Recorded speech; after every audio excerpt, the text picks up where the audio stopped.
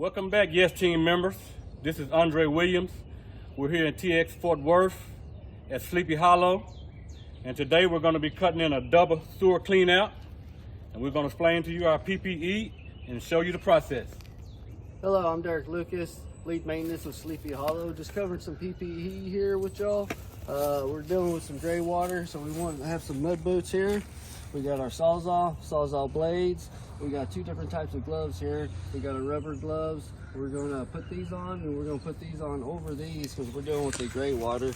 We got our torque wrench here for our rubber boots that we'll be using. We got our glue and our primer here that we'll be using on a 4-inch pipe.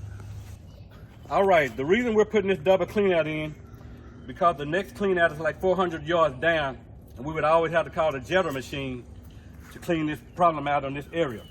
So putting this double clean out in, now the cable machine will be able to go either way, and we can do it ourselves without calling a jetter out.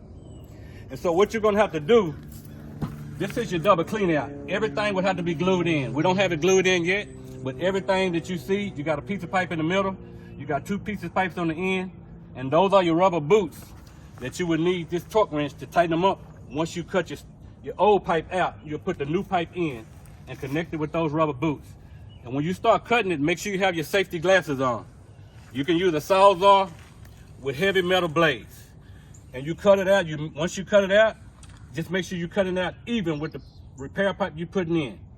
And once you got everything glued in and put together, you'll be able to go either way with your cable machine and go a shorter distance without having to go far away trying to fight up.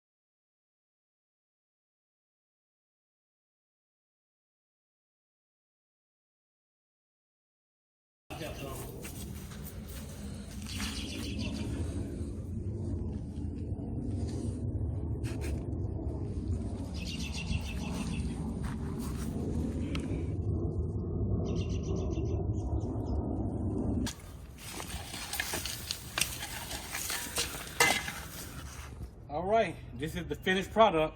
Double clean out in and buried. No more calling the jetter out for this problem.